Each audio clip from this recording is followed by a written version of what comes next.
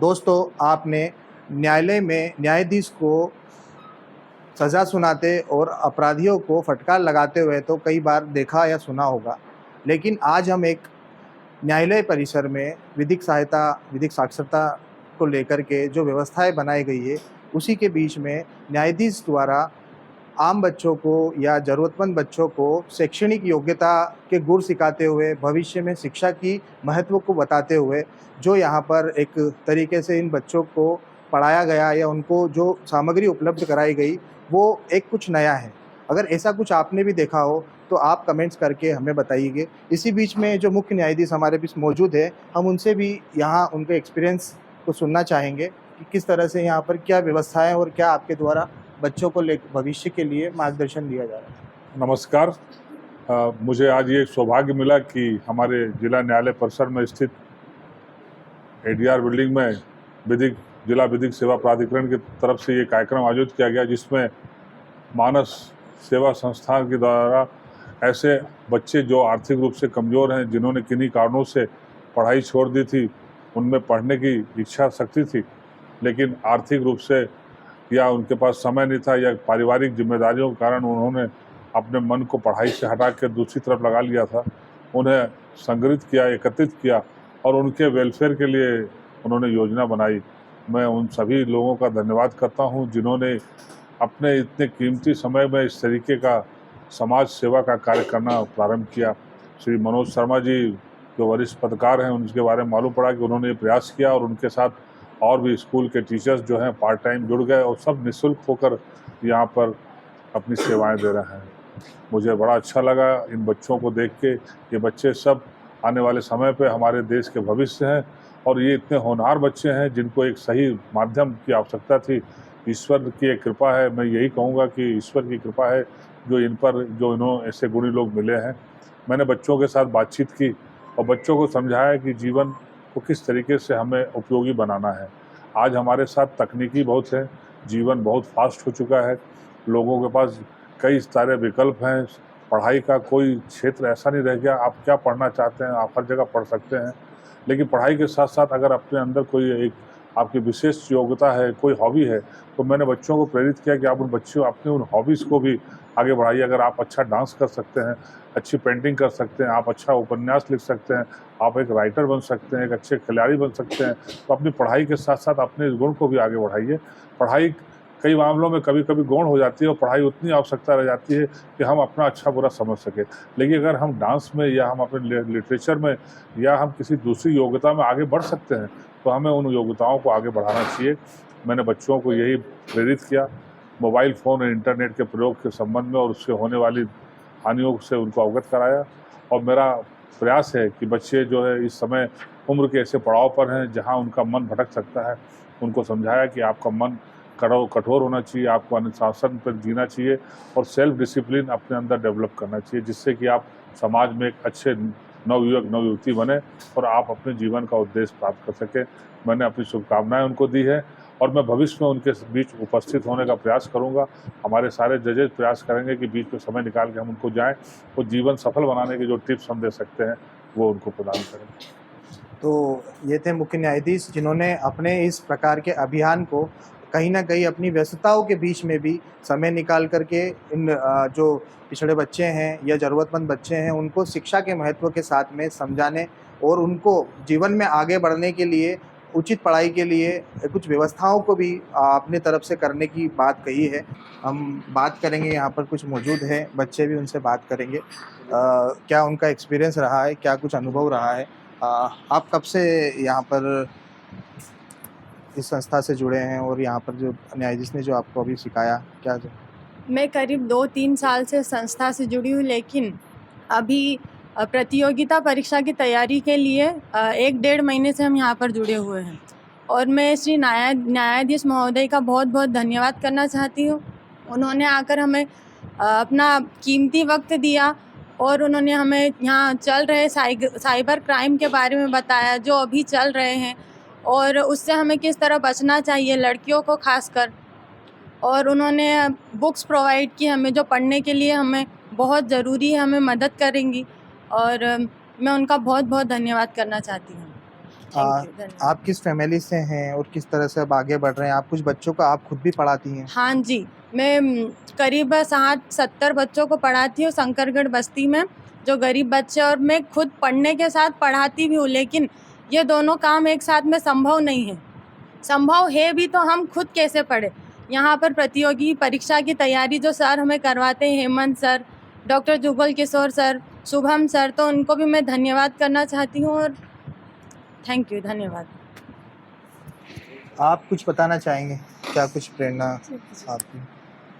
जी sir, हम यहाँ प्रतियोगी परीक्षा की जो फ्री कक्षाएं लगाई जा रही है गरीब वर्ग के बच्चों के लिए, हम 2 महीने होने आ गए हैं और यहाँ पे हमें बहुत अच्छा मार्गदर्शन मिल रहा है। पढ़ तो हम कहीं से भी सकते हैं, बुक्स भी ला सकते हैं, ऐसी बात नहीं है, लेकिन यहाँ पर हमें न्यायाधीश महोदय जैसे अधिकारी आकर एक ऐसा मार्गदर्शन देते हैं कि जिस क्षेत्र में हमने अभी पहला कदम रखा है वो इस दौर से गुजर चुके हैं, तो उनका अनुभव हमारे लिए कहीं ना कहीं बहुत ही सहायता प्रदान करेगा हमको इस क्षेत्र में आगे बढ़ने के लिए, कि हमें कैसे टाइम टेबल बना के पढ़ना है, कितना समय किस सब्जेक्ट को देना है। मतलब हमारा पढ़ाई का जो पूरा एक होता है कि उसको किस तरीके से डिवाइड करना है, उसका पूरा हमको अच्छे से यहाँ पे मार्गदर्शन मिलता है।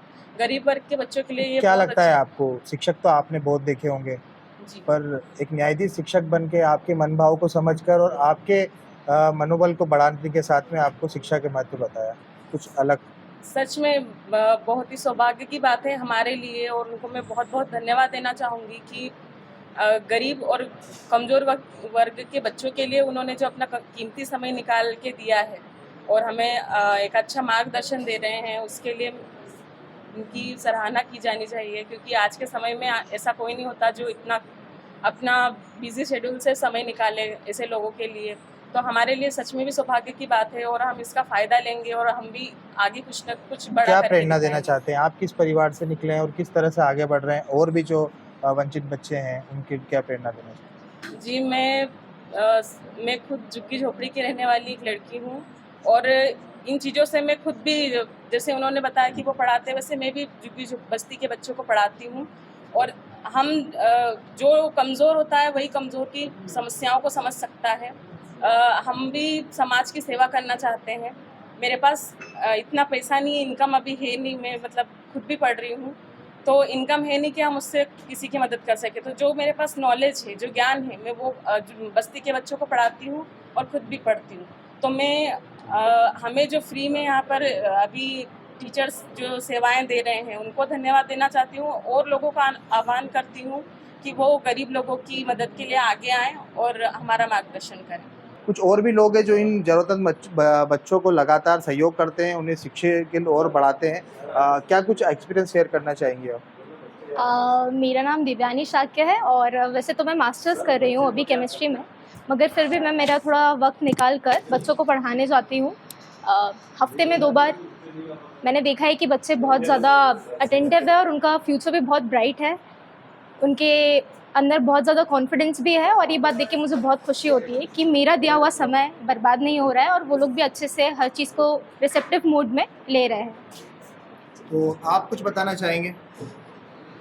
हाँ, नमस्कार, मैं राजेश पटेल और संस्था मानस में मैं सचिव हूँ। हमारे अध्यक्ष हैं हेमंत शर्मा जी, हमारे वाइस प्रेसिडेंट हैं आप डॉक्टर जुगल किशोर, और हमारा जो ट्रेजरर का काम है वो पांचाल सर हैं हमारे साथ में, वो देखते हैं। जितेंद्र जी अभी जैसे गए हैं वो हिंद फौज से।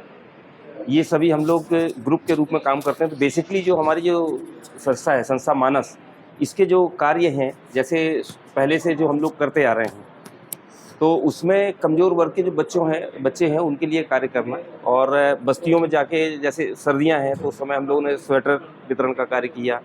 जिन बच्चों के पास साइकिलें नहीं हैं उनको साइकिल वितरण का भी हम लोगों ने प्रोग्राम रखा, वो कार्य किया। उसके अलावा गर्मियों में चल नहीं पा रहे हैं तो उनकी बस्ती में हम जाके देखते हैं। सर, ये जो न्यायालय में पाठशाला जिस विषय पे हम बात कर रहे हैं, कहीं ना कहीं इसकी मध्यस्थता आपका मानस संस्था बना, तब जाकर के आज बच्चों को एक न्यायाधीश के रूप में शिक्षक मिले। बिल्कुल बिल्कुल, आप सही कह रहे हैं। एक्चुअली थोड़ा सा इंट्रोडक्शन में संस्था के जो दूसरे कार्य हैं जो भी कर रहे हैं वो पर्यावरण से रिलेटेड भी हम कार्य करते हैं। तो झुग्गी बस्ती में जाके जितना भी हो सकता, लेकिन एक नया अभी बीच में जो प्रशासन के जो अधिकारी हैं, कौचे जी जैसे अभी यहाँ से उनका ट्रांसफ़र हो गया, जो अपर कलेक्टर महोदय, तो उनके साथ भी डिस्कशन हुआ। तो बच्चों को ये सब करने के साथ साथ रेगुलर एजुकेशन हम कैसे दे सकते हैं, तो ये हमारी संस्था ने ये बिल्कुल, महसूस लगातार किया। आप एक सामाजिक कार्य को लेकर के आगे बढ़ रहे हैं। आपकी संस्था के माध्यम से हर जरूरत व्यवस्थाओं को आप बनाते हैं। लेकिन जो आज एक न्यायाधीश द्वारा शिक्षा व्यवस्था आपने बनाई है, उसका अनुभव कैसा रहा? उसका बहुत अच्छा अनुभव रहा है। वही मेरे कहने का मतलब है कि इतने दिनों से हम जो शुरुआत जो की ITI में, जैसे हमको क्लास बच्चों के लिए प्रोवाइड की गई, और उसके अलावा धीरे धीरे सब लोग जुड़ते गए। हमारे यहाँ मैडम, जज मैडम है, ये भी जैसे निहारिका मैडम, ये आई सबसे पहले, ये भी हमारे साथ में जुड़ी, इन्होंने भी देखा धीरे धीरे। मतलब ये सारे बच्चों को आज इतनी खुशी हो रही कि यहाँ पे सब एकत्रित किया, हमारी संस्था के लोगों को बुलाया न्यायालय परिसर में, और एक इतना अच्छा कार्यक्रम रखा। और सबसे ज़्यादा नीड, सबसे ज़्यादा ज़रूरत बच्चों को आज के समय यही है कि एजुकेशन के लिए उनको मटेरियल मिले और बहुत अच्छी शिक्षा मिले। एजुकेशन के लिए मटेरियल मिले, उनको शिक्षा मिले, उनको प्रेरणा मिले, और यस। इस प्रकार के उच्च वर्ग पर जो है हाँ। वो अगर शिक्षक बन के इनको शिक्षा देना जाएंगे तो ऑब्वियसली इनका मनोबल भी बढ़ेगा। बिल्कुल। क्या कुछ संदेश बिल्कुल। आप देना चाहते हैं? संदेश में यही देना चाहता हूँ कि हमें बहुत अच्छा लगा। इसके पहले हमारे वहाँ क्लास में भी जो मैडम हैं, जज सर हैं, ये लोग आए हैं, इन्होंने वहाँ पे भी क्लासेस ली हैं। तो इस तरीके से सबका सहयोग बना रहे। और आज हम लोग बहुत प्रसन्न हैं। हमने कभी नहीं सोचा था कि हमारे जितने बच्चे हैं उनको यहाँ न्यायालय परिसर में आकर इतना सम्मान मिलेगा और शिक्षा मिलेगी। तो हम यही चाहते हैं कि बस ये कारवां इसी तरीके से चलता रहे, और बच्चों का जो एजुकेशन है ये बहुत अच्छी, जहाँ जहाँ से अगर संभव है जो मदद हो सकती है इनके आगे बढ़ने के लिए, भविष्य में एजुकेशन के लिए, वो हम चाहते हैं कि वो होता रहे। और आज सब हमारे जो जज महोदय हैं, निहारिका मैडम हैं, मिश्रा सर हैं, सभी लोग आज जुड़े और यहाँ पर हम लोगों को बुला के इतना मतलब सम्मानित तरीके से शिक्षा भी दी, और हमारी संस्था के कार्यों की काफ़ी सराहना की। हम बहुत सारी शुभकामनाएं आपके इस प्रयास के लिए, और निश्चित तौर पर इस प्रकार की अगर शिक्षण व्यवस्था आपके द्वारा की जाएगी तो जो ज़रूरतमंद बंद है उन तक भी ये व्यवस्था बनी रहेगी, और कहीं ना कहीं वो जीवन में अपने आगे बढ़ेंगे। आगे भी हम इस तरह की कुछ स्टोरियां आपको दिखाते रहेंगे, और आपके भी जो विचार है वो कमेंट बॉक्स में हमको बताइए।